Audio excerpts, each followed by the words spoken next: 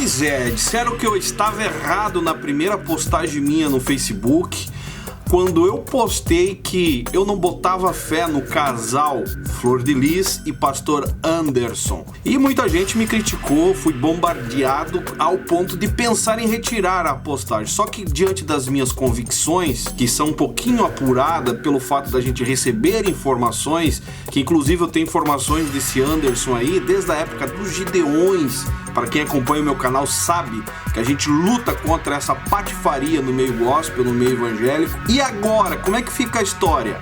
Flor de Lis é mandante do assassinato do marido? Ou será que eu estou equivocado também? Espero que eu esteja errado, mas tudo indica que tem muita coisa ainda para sair à tona.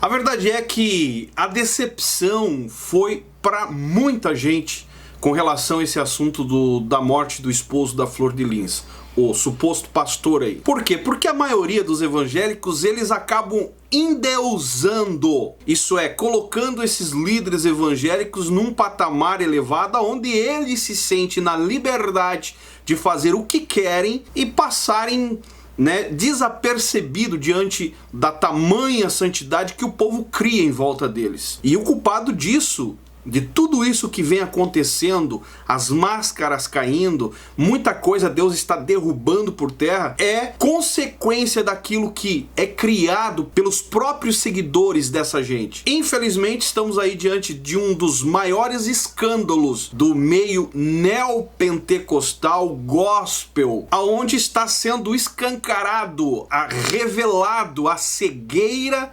espiritual, a cegueira, a falta de discernimento de muitos evangélicos que se dizem cristãos, seguidores dessa gente. E que no final é óbvio que são cegos guiados por cegos, a qual são levados a ficarem santos, pela aparência, pelo estereotipo, e julgar geralmente quem não tem a aparência santificada igual eles acham que é. Inclusive eu sou alvo disso, porque pela minha aparência muita gente me chamam de... é levado a criticar, dizer que eu não sou de Deus, que eu não tenho Deus, que eu sou um bruxo ou um endemoniado, só pelo fato de não ter essa tal aparência santificada que todos têm.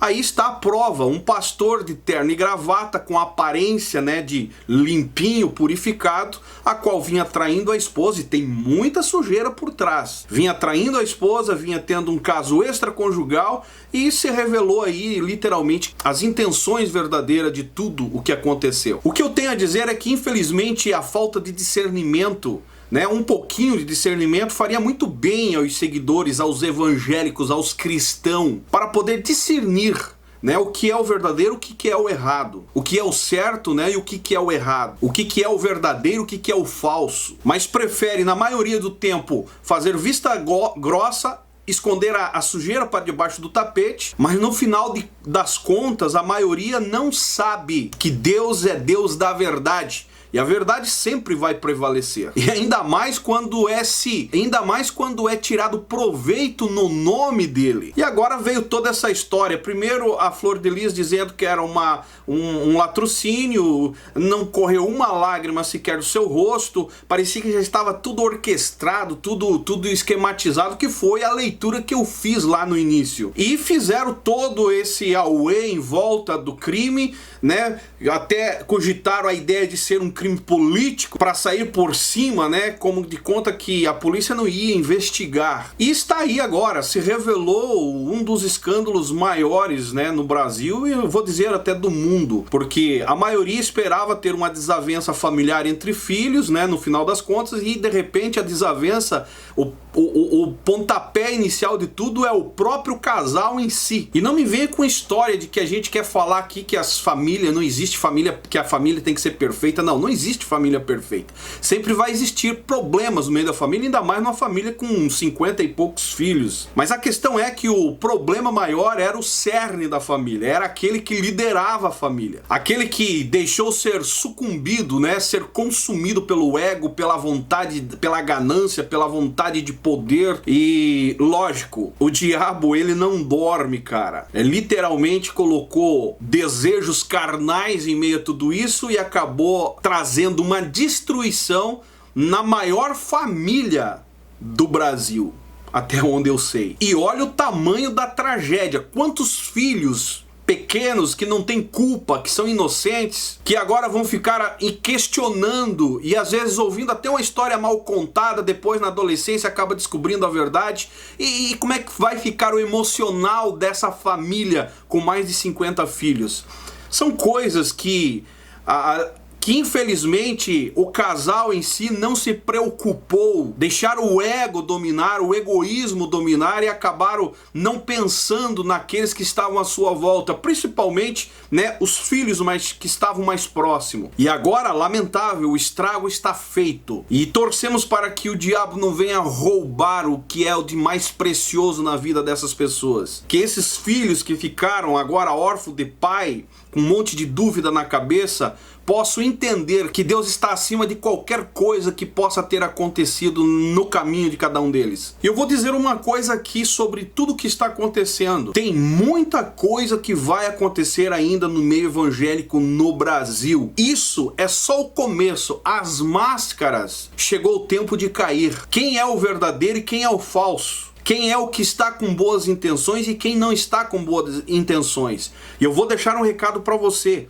Não meça pela aparência. Não olhe pelo que a pessoa está aparentando. Olha para o que realmente interessa para Deus, que é uma vida de comunhão e de pureza e de busca por justiça. O resto é balela, meu amigo. Eu vou encerrar o vídeo dizendo o seguinte, só para você entender. Olha só o que eu acabei de ler aqui. A delegada Bárbara Lomba, titular da Delegacia de Homicídio de Niterói e São Gonçalo, declarou que Lucas dos Santos, 18 anos, filho adotivo de Flor de Lis e Anderson do Carmo, confessou ter matado o pai. O crime teria sido encomendado por Flávio Rodrigues de Souza, 38 anos, filho biológico apenas de Flor de Lis. Inclusive eu recebi um vídeo, esse vídeo aí, ó, que ele aparece no velório com a cara totalmente deslavada. O crime teria sido encomendado por Flávio Rodrigues de Souza, 38 anos, filho biológico de Flor de Lis.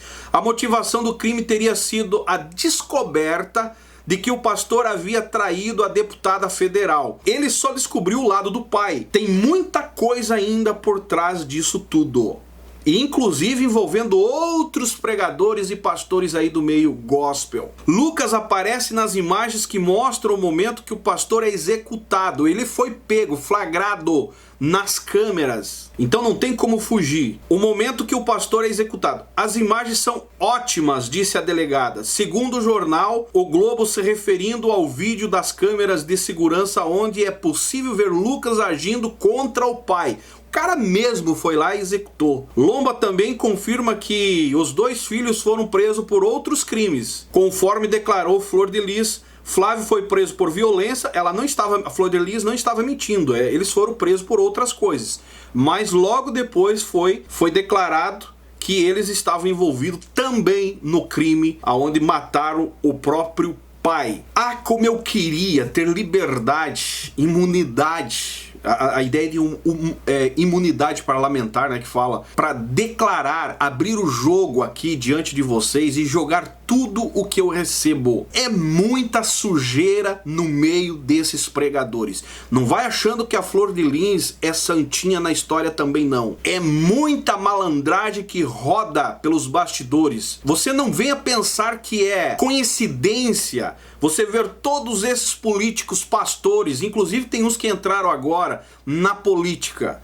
Tem todo um jogo sujo por trás. É um emaranhado que, na aparência, em cima dos púlpitos, dos palcos, dos eventos gospel pelo Brasil afora, não aparece nem 1% do que é por trás.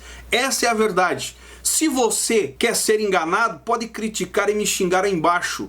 Continua no seu engano, no seu mundo de Nárnia. Eu prefiro ir pela lógica e pela razão. E a pergunta que eu encerro o vídeo aqui: será que Flor de Lis foi a mandante? Será que Flor de Lis sabia de tudo o que iria acontecer? Se sabia, será que ela orquestrou junto com seus filhos todo o esquema para se sair como a certinha na história e só esqueceu de derramar algumas lágrimas na hora da entrevista. E você pode perceber que até o canal, no entanto, lá fez uma leitura muito precisa da entrevista. Ele fala até no momento em que ela parece que decorou o discurso. Então o negócio já vinha aparentemente falando aqui, meio que certo, ensaiado já há alguns dias para que tudo viesse a acontecer. Porque não é normal um cara chegar em casa às 4 da manhã, subir para dormir, de repente, não sei se foi ela, pediu para descer no carro e pegar algumas coisas que ficou no carro. Chegando lá embaixo, ele foi surpreendido e recebeu mais de 15 tiros. Mais da metade dos tiros foram nas regiões do seu órgão genital. Então, meu amigo, tem coisa errada nessa parada, tem muito caroço nesse angu. Como eu gosto de dizer aqui, tem tatu na toca ainda para sair. Com certeza. Se você não é inscrito desse canal, se inscreve aí na lateral, aciona o sininho, dá uma conferida aí se você está inscrito, você que já se inscreveu. Deixa o seu joinha que é importante. Canal Fala Zaio, tamo junto por um Brasil e um mundo melhor.